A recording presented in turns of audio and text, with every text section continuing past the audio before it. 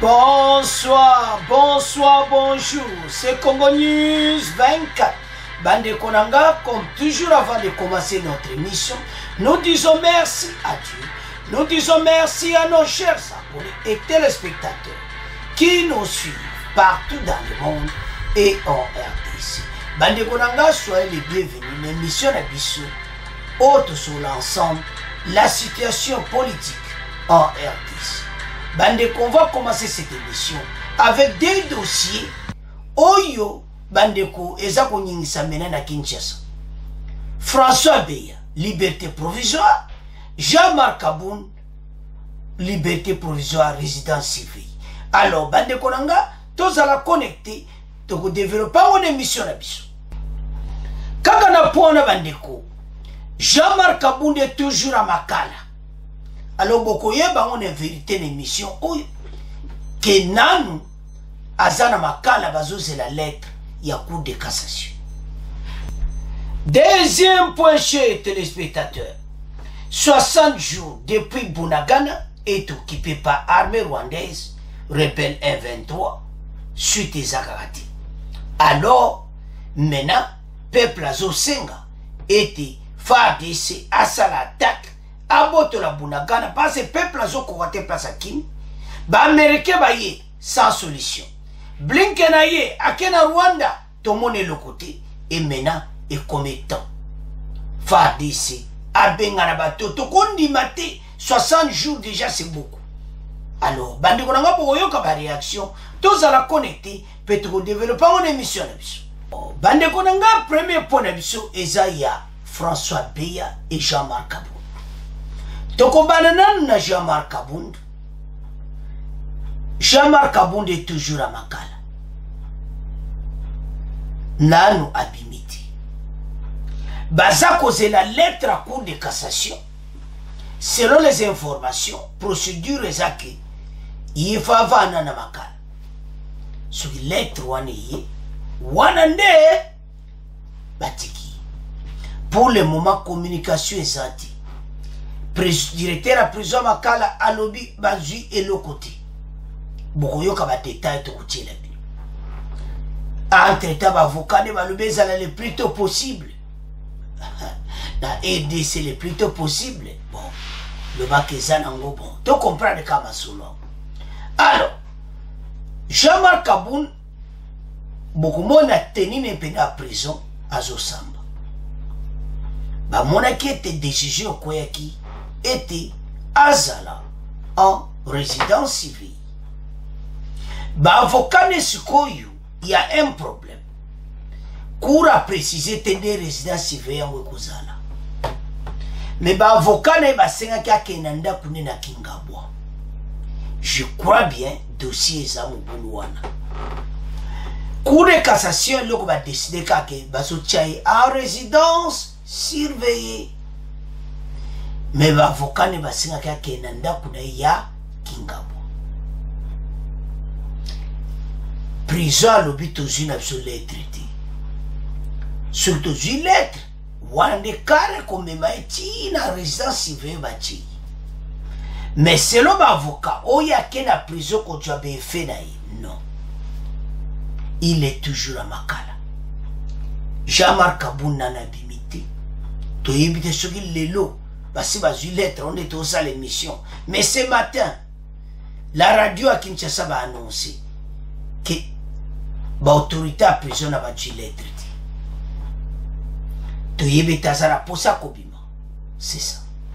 Alors, maintenant, François Beya. Bande ko François Beya, azana posa yépé liberté provisoire. Mais bon, là, n'a pas de détail. François Beya liberté provisoire n'a pas battu nyonso bakangaki. Et parce que bakangaki est la secrétaire particulier là.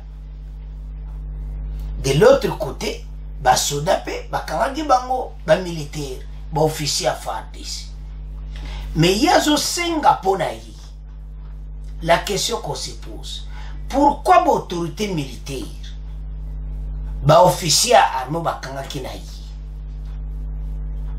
C'est 3 officiers. Pourquoi bapesi bango liberté provisoire te pourquoi bango basengi te mais awa François Beya azosenga avec le co-acquis. Voilà la RDC. Maintenant tozoyebate la décision de la justice eza ekozala nini na yango yazosenga abima na bato na ye po bazoyoka nzoto bien te. Or yo François Beya ozo sentir malaise, on comprend ça. Santé eza bien te. Nini bato no pe lisoza na mo pe santé eza bien te. Ande waza mobule l'émission. Donc, nous devons comprendre. Donc, quand François Beya est malade, automatiquement les co-accusés sont malades. C'est ça la question qu'on se pose. C'est ça la question qu'on se pose. Batunion sur ma côté, ma cale, ma comment malade. Mais il y a un problème. Il n'y a pas ça dans droit. Parce que, à ce moment-là, Jean-Marc Kaboun va payer si il liberté abîmée en résidence civile. Il n'y a pas ça. Et la démocratie, tout ça, égalité ça. Alors, maintenant, et là on doit comprendre pas François Beya. La liberté provisoire de François Beya et les co-acquis. Et ça me boule. Donc, tout ça est battu, ne va pas diriger, ne va pas François Beya est battu, il y a na cour militaire. Ngana yo kite la cour militaire ato yato lobi ba pesi moto liberté provisoire. Wana basoda. Ndebo bakata bakuna. Eza bongo te. Kuna eza haute cour militaire. La sécurité a payé ça qui mis un problème. Alors, maintenant, vimbo kanabison de ba pression ezalaka. Alors, haute cour militaire basotala nini dossier est fixé pour les 15. Mais tout tanga bon après tout développer ensemble l'émission à Bissou. Alors Kaboun toujours à Makala, François Beya liberté provisoire fixée le 15 août 2022. Dans l'affaire concernant le ministère public contre François Beya et consorts, ce vendredi 12 août devant la haute cour militaire, l'ancien conseiller spécial du président de la République en matière de sécurité saura le lundi 15 août s'il va obtenir ou non sa liberté provisoire en fait de se soigner. La haute cour a examiné le rapport médical de son médecin qui conclut à la maladie de François Beya et ses co-accusés, sollicitant ainsi tous une liberté pour raison de santé. Dans leurs conditions, les médecins requis par la haute cour ont recommandé l'évacuation sanitaire urgente de François Beya en vue de sa prise en charge par ses médecins traitants. Sikoyo, toujours y est bâti. Il a demandé pour se faire soigner. Mais, tout ça est bâti. Parce que, ce qui ont toujours mon awa, François Beya, totalement bien. François Beya, azo senga liberté provisoire, n'a pas acquis na ibotanga na deuxième paragraphe. La haute cour a examiné le rapport médical de son médecin qui conclut à la maladie de François Beya et ses co-accusés sollicitant aussi tous une liberté pour raison de santé. Oh. François Beya est malade, les co-accusés sont malades. C'est ça la RDC. Yaza malade, bangope malade, babimana makala. Avançons. Ah, justice Nabiso. Dans leurs conditions, les médecins requis par la haute cour ont recommandé l'évacuation sanitaire urgente de François Beya en vue de sa prise en charge par ses médecins traitants.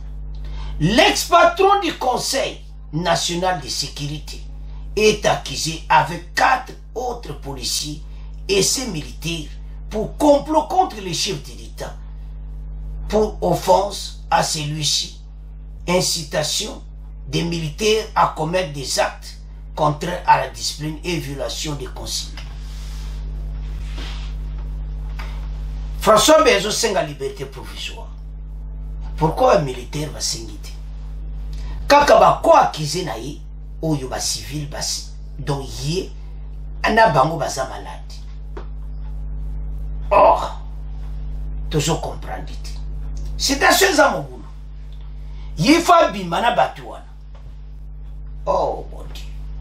Alors Wana Ezaki François Beya azozela le 15 août badja décision. Donc qu'est-ce qu'on a Jean-Marc Kabound? Après 48 heures de détention de prévention à la prison centrale de Makala, l'ancien premier vice-président de l'Assemblée nationale, le député Jean-Marc Kabound, vient d'être assigné en résidence civile.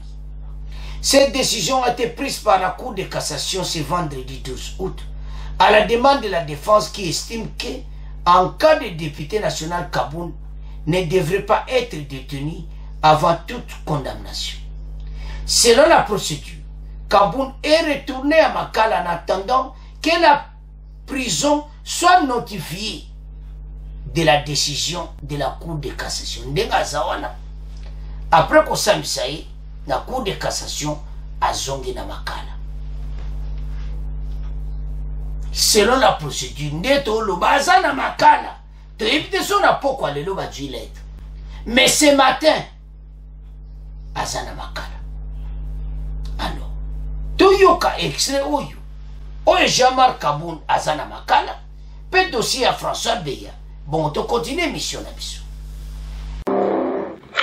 Madame, Messieurs, bonjour. Justice tout d'abord. La Cour de cassation décide d'assigner Jean-Marc Kabound en résidence surveillée dans un cadre à déterminer par le parquet général, mais ses avocats ont plaidé pour une assignation à domicile, donc dans sa résidence de Kingabwa à Kinshasa. Par ailleurs, l'ancien conseiller spécial du chef de l'État en matière de sécurité devra attendre lundi pour savoir si la liberté provisoire lui sera accordée ou non.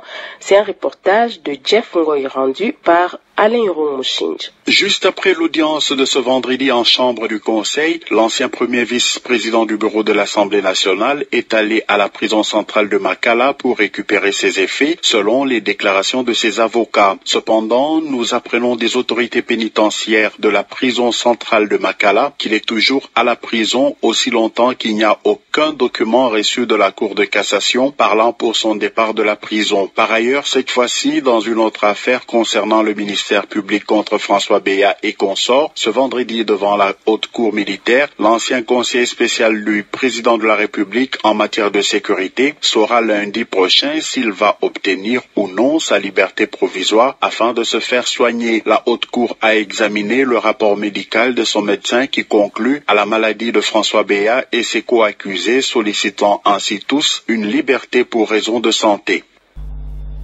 Alors,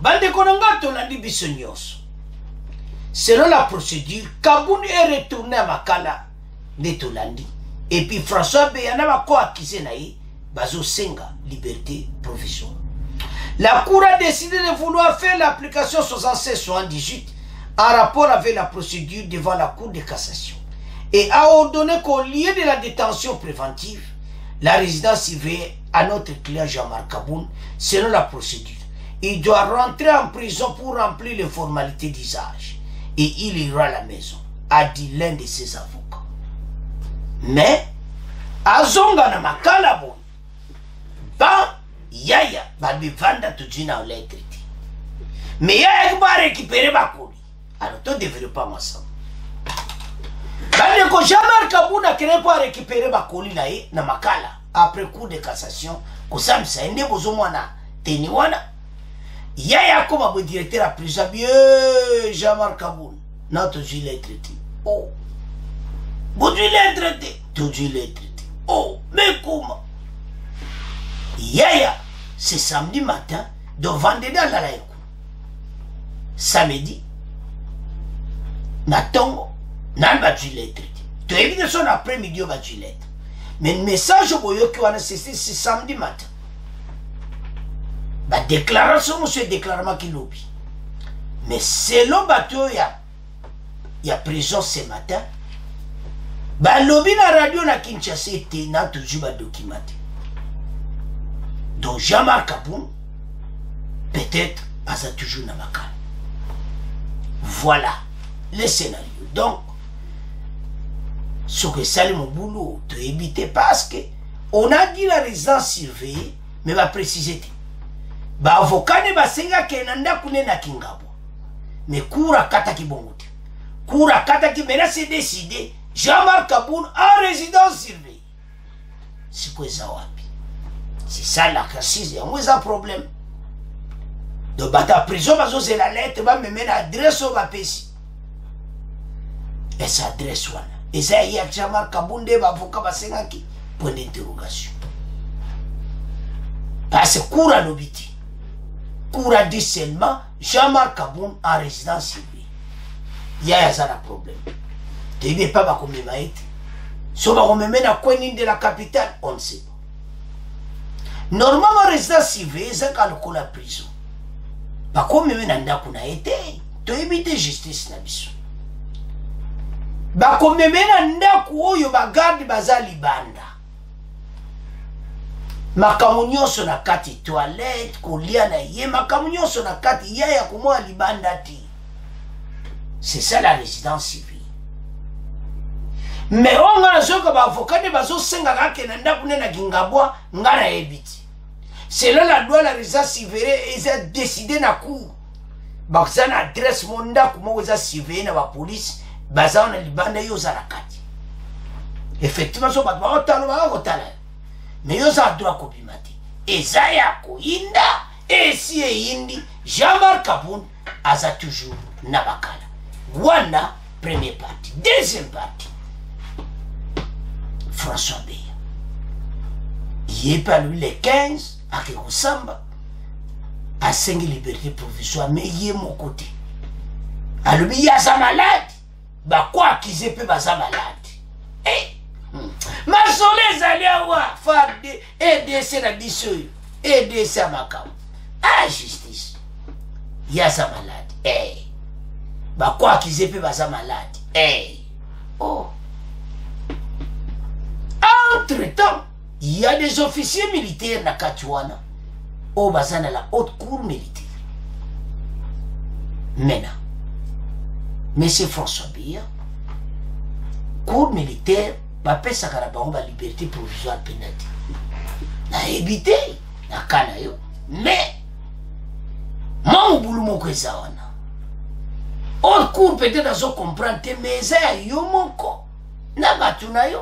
Alors, lundi le 15 août, tu vois la même suite. Ndeni makamangwe le kaki, il y a François Beya. Soki, batiki, n'a quoi qui se pondait au loba, il y a sa malade. Bah quoi qui se paye, bah sa malade. Dans la mboka la biso so kotika kuna, au bando Bela. Alors, c'est ça.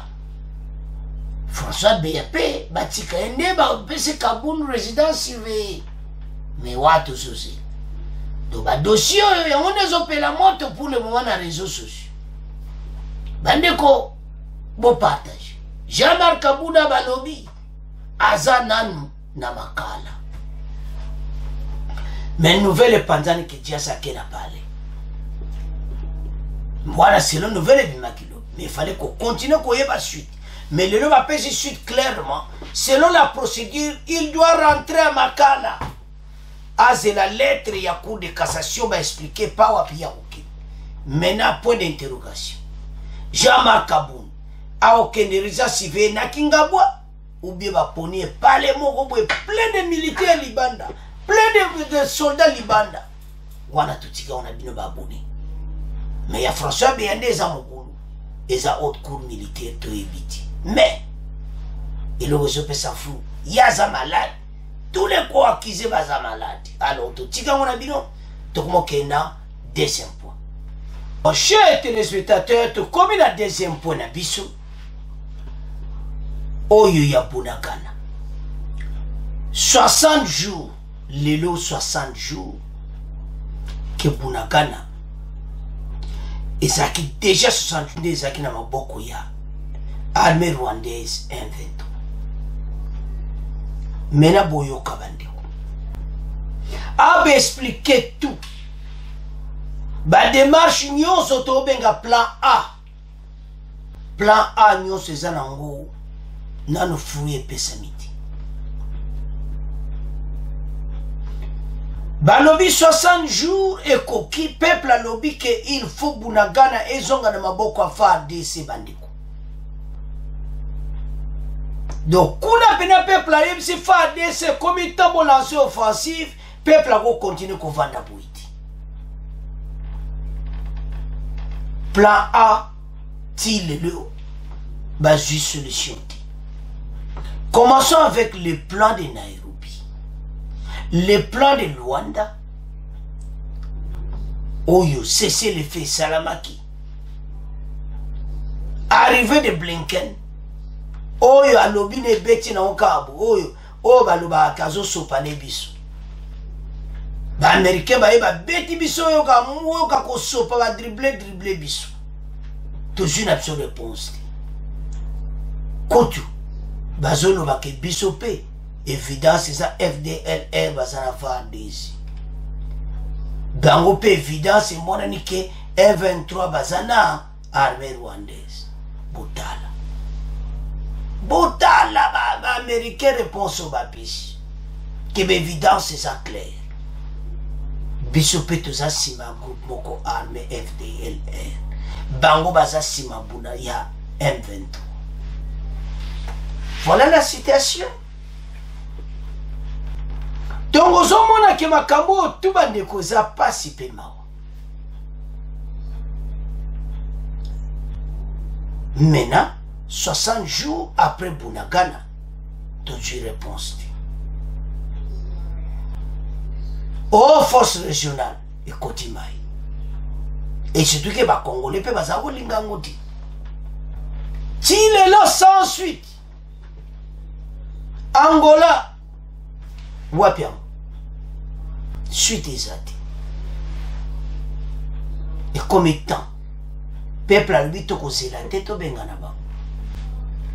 Donc, qu'est-ce qu'on a dossier à l'Amérique?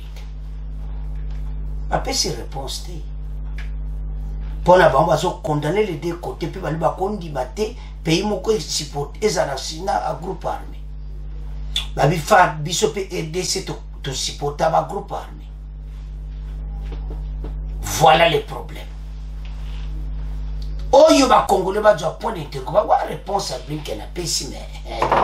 Les loyo. Est-ce que na Rwanda to sudo mona bitumba kuna babomi moto. To sudo mona guerre kuna na Rwanda ne pa mseza na Bunagana. Peuple a lobby le temps. Bande kwa kifu baza kuna ba lobby place on e kotsa kambongo ko vanda boete.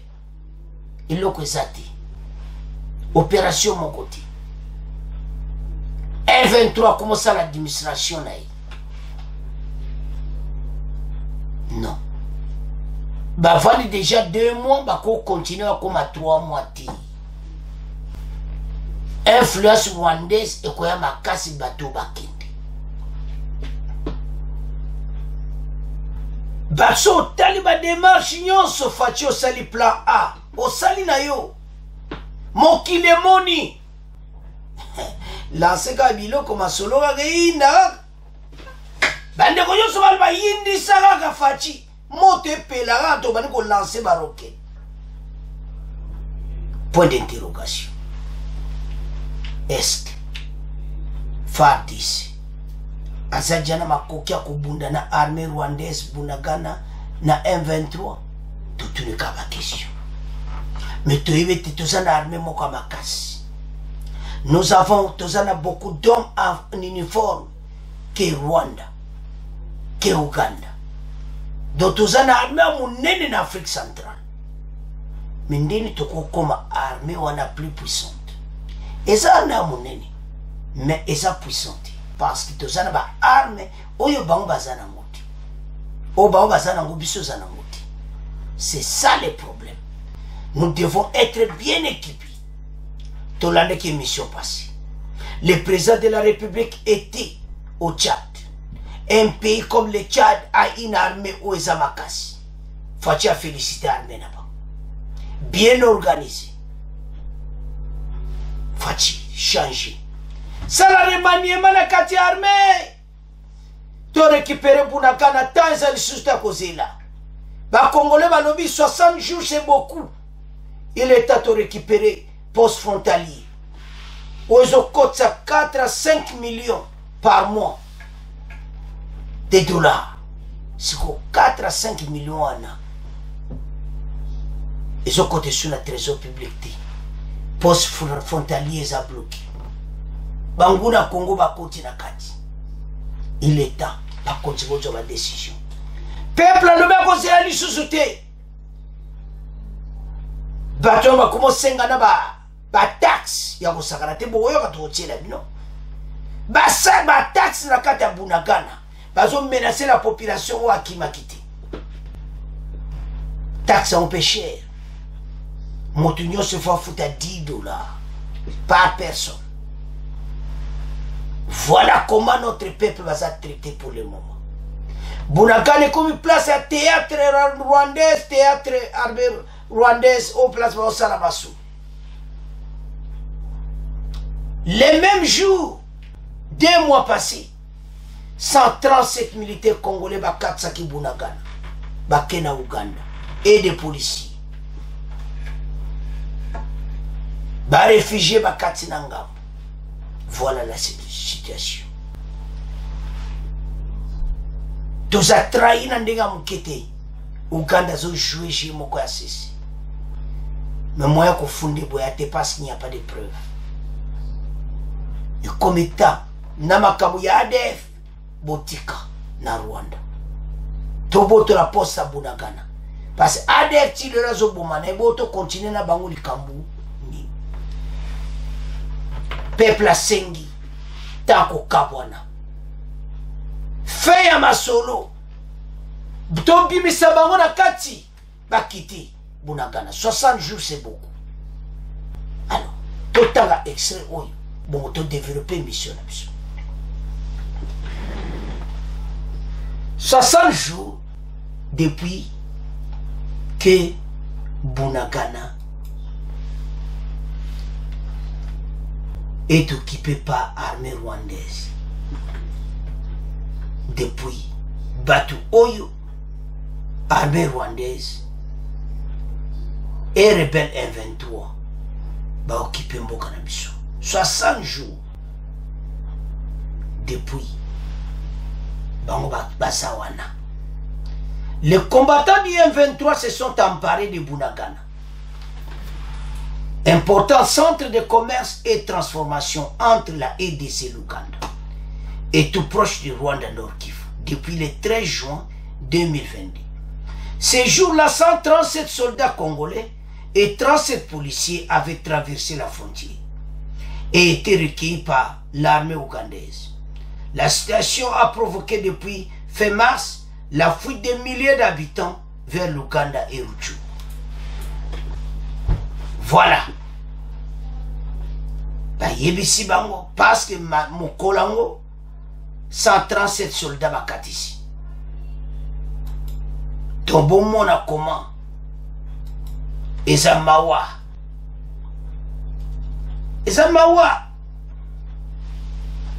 que bateau va s'emparer na place où. Les autorités congolaises ont présenté des preuves de l'implication de l'armée rwandaise dans la progression du M23. Un rapport d'experts missionné par les Nations Unies confirme également que l'armée rwandaise a lancé des interventions militaires entre les groupes armés congolais et les positions des forces armées congolaises depuis novembre 2021 jusqu'en juin 2022. Des accusations que Kigali a toujours rejetées, alléguant que les FARDC se battent aux côtés des FDLR.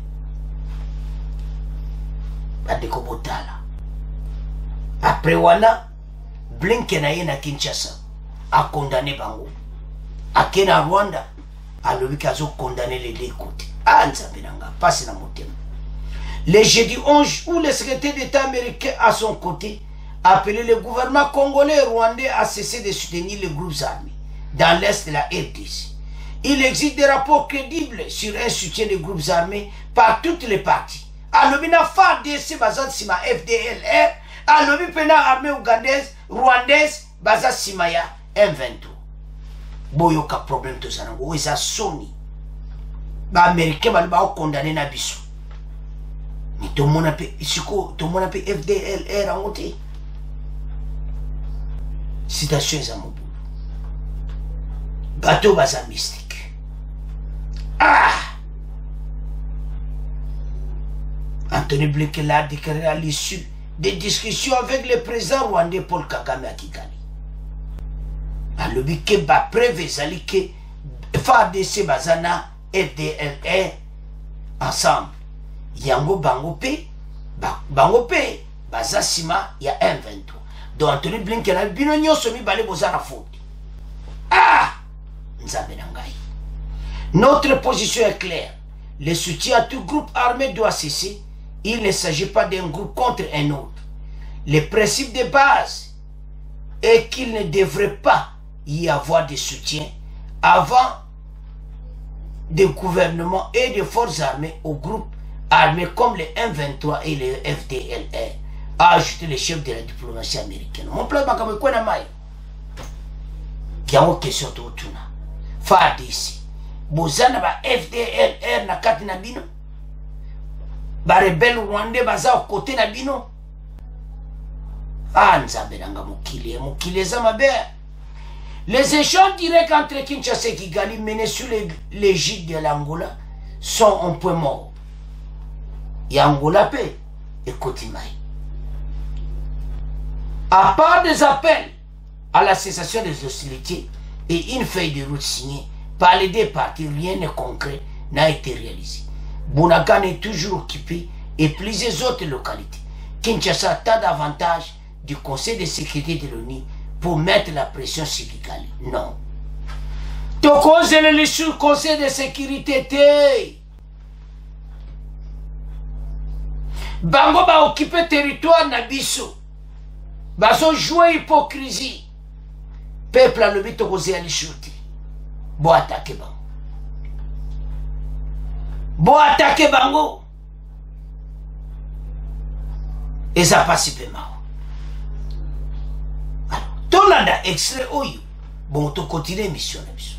Pour cela fait 2 mois ce 13 août depuis que la cité de Bunagana est occupée par les rebelles du M23. Bunagana est située à plus de 100 km au nord-est de Goma, groupement de Djomba, en territoire des Rutshuru à la frontière avec l'Ouganda. 2 mois après cette occupation, la société civile et les autorités locales des Rutshuru se disent inquiets de voir que la rébellion consolide sa présence dans cette région. Notre source indique que la rébellion a déjà installé une administration parallèle où elle a nommé ses dirigeants et fait payer des taxes mensuelles à quelques habitants qui ont résisté de fuir. Ces animateurs réitèrent leur appel au gouvernement de tout déployer pour chasser ces rebelles dans cette région afin de permettre à des milliers de déplacés éparpillés et qui sont en détresse de retourner dans leur village. Notons que Bunagana était un poste douanier important pour les recettes de la province. Alors, Bandeko, tolandi biso nyonso extrait wana Kemboka eza sous occupation. Ça fait cela 2 mois. C'est samedi 13 août que la cité de Bunagana est occupée par les rebelles du M23. La société civile locale de Rutshuru se dit inquiète de voir que la rébellion consolide la présence de cette région. Dans 2 mois, à peu près cette occupation, les notabilités locales, la rébellion a déjà installé une administration parallèle dans la cité, où elle a nommé ses dirigeants et a fait payer les taxes mensuelles à quelques habitants qui y sont restés. Ces animateurs réitèrent leur appel au gouvernement de déployer tous les efforts pour chasser ces rebelles de cette région, afin de permettre des milliers de déplacés de retourner dans leur milieu. Bunagana est un poste douanier important pour les recettes de la province.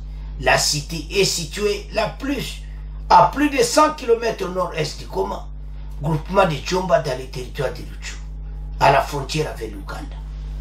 Botala, makambo yango ndenge ekomi. Bandeko ekomi un peu complexe. Soki tozotala que 60 jours ekoki tozomona kaka ke bato oyo baza kaka wana bazosenga bataxe nde tolandi wana. Peuple oyo atikalaki bazosenga bao bambongo, alors que wana eza poste moko oyo ekotisaka mbongo stratégique na biso tokangama nango na Uganda. Bandeko botala dossier tongo eza mawa tolandi bato oyo ba-Amerike baye kopesa miti mesikoyo ebiso foto telema FARDC anyingisa bato biloko tosi tolembi tokokontinue kozela te. Bandeko ndenge totangi wana biso nyonso tolandi totangi ensemble tozomona ke komi temps ya offensive parce que baumeli deja wana. Bon biso tokokontinue kozela koma tokontinue aka kozela non ekomi temps offensive esalama po bato oyo non. Bandeko yo sala pasi komona koma ke baningi bazokipe territoire na bino. Alors tomeka nanu ko analyse yango. Chers téléspectateurs totangi biso nyonso toyoki nyonso. Maintenant problème eza moko ya monene. Badémarche nyonso esimiti peuple wana alobi na peuple aruchuru alobi tozonyokwama basengi na gouvernement barécupérer Bunagana le plus tôt possible. Eza place à ba recette à province ezokota lisusu te. Gouvernement sikoyo akomi devant un problème bandeko topartage nouvelle ete mboka ezaka atake na ndenge moke te ete ekomi ta oyo biso tobengana bango tovanda silence kabwe bitumba eza lisusu te bango mpe bavandi bazwi baterritoire occupé tovivre les territoires RDC occupés. Nous avons pris une décision que centimètre millimètre mota RDC kozala occupé na baforce étrangère.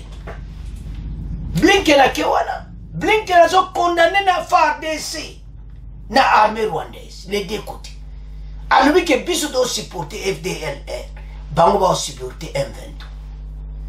Alors que na Uganda kuna tuzomona mboka ni biso to botola na FDLR. Voilà la citation. Toko continue boite. Question to utuna.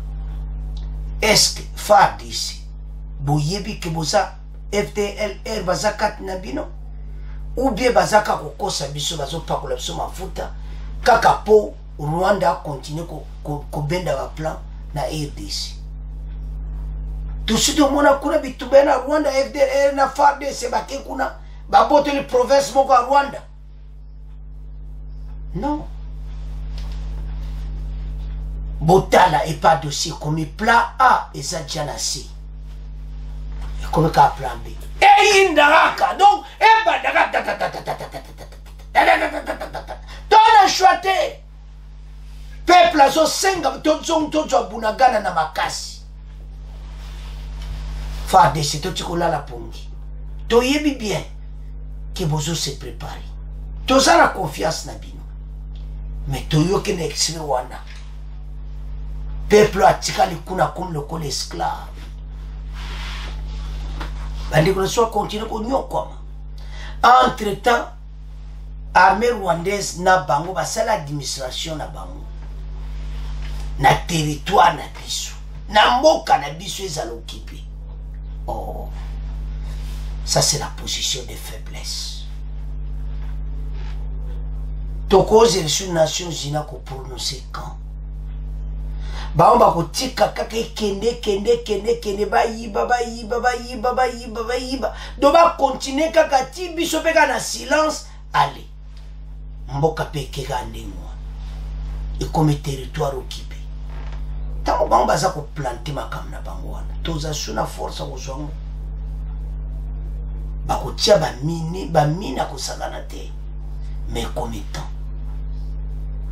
to récupérer les postes frontaliers de Bunagana et aux alentours parce que ça à Bunagana te na ba village aux alentours à Bunagana to be on ba banlieue ne to bengaka ba banlieue à Bunagana nyonso bango bazana maboko na bango non tout élément et comme la guerre siko entre biso na bango to benga na bango na Bunagana to boto la mboka ba préparer offensive moko makasi contre bango ba ko résister te fatibolu ka bibundeliko ou bien c'est ali bobo nsabso armée to leki bango na batu soki to soya baso boma batu baso ya kaka ba bo ko kate nous avons des hommes ba on basa na armée minene kunate so basa na 500 batu armée au Rwanda déficit bango oh non.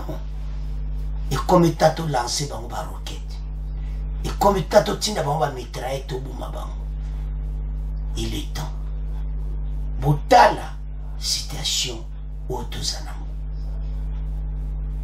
ba bani ko lancer na Bunagana ba tindi ba roquette ba kasi ba boteli Bunagana to l'annexion à 137 militaires sur le même jour le 13 juin ba kati ngambu ya Uganda bapesi wakobotika kaka bango bakoti. Nous avons un problème dans l'armée na biso mais tout ça la confiance toujours FARDC bende le koyate peuple alobi akokili suko zela tamula iti botala maintenant 60 jours le 13 juin jusqu'au 13 août 60 jours Bunagana na maboko na bango tukotika bango te bandeko ba congolais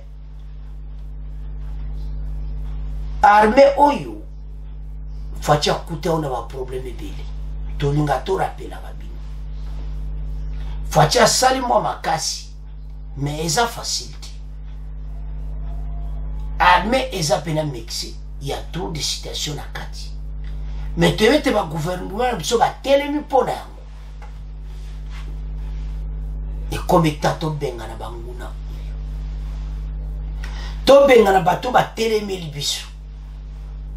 Ba américain ba yeba sali biso ba dribbler biso.